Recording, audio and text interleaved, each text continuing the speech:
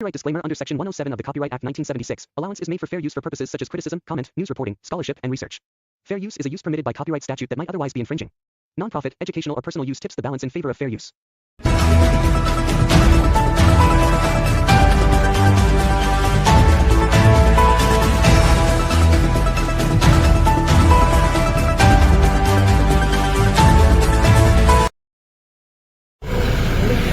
হ্যাঁ, অবৈধ নির্মাণ নিয়ে নিচে বাড়ি পড়ে যাওয়ার পরে নিশ্চিতভাবে আমাদের অত্যন্ত কঠোর হয়েছে কলকাতা কর্পোরেশন।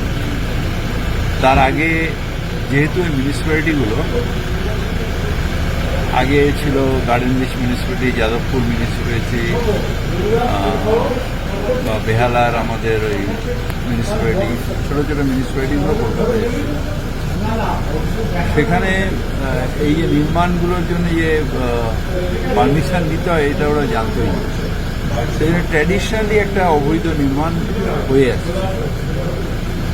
কিন্তু এখন আমরা অত্যন্তভাবে কঠোরভাবে কতগুলো জিনিস করেছি। একটা হচ্ছে রোস্টার করে দিয়েছি, যে রোস্টারের প্রত্যেকটা ইন্সপেক্টর অর্থাৎ সাব ইঞ্জিনিয়ার থাকে কোন কোন রাস্তায় যেতেই হবে 15 দিন, তার পুরো ওয়ার্ডটা যেন 15 দিন অন্তর রিপিট হয় রাস্তায়, এবং সেখানে অ্যাপ তৈরি করে সেখানে ওই যদি কোনো কনস্ট্রাকশন সেটাকে তুলতে হবে, তুলে তাদের এসি বা এইট সেইটা দেখবে এবং মানুষও দেখতে পাবে সেটা ওয়েবসাইটে গেলে যে কোন নির্মাণটা কোন রাস্তায় হচ্ছে, এবং সেটা যদি স্যাংশন থাকে কতটা স্যাংশন আছে, যদি না থাকে তাহলে তার অ্যাকশনটা কী হবে।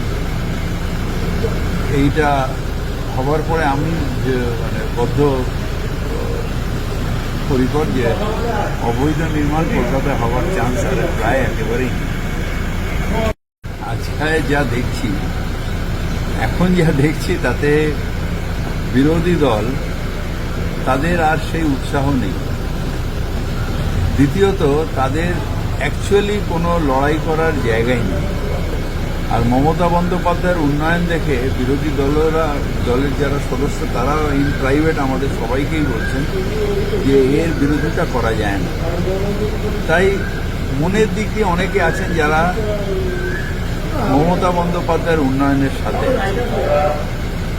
এই পরিস্থিতিতে আপনি দেখেছেন যে বেশ অনেকেই এদিকে চলে এসছে। এইভাবে যদি চলে আসতে থাকে একটা দিন হবে যখন বিরোধী দলনেতার মর্যাদাটাই বিজেপি খালি, মানে আপনার দরজা খুললে খালি হয়ে যাবে। খালি হয়ে যাবে।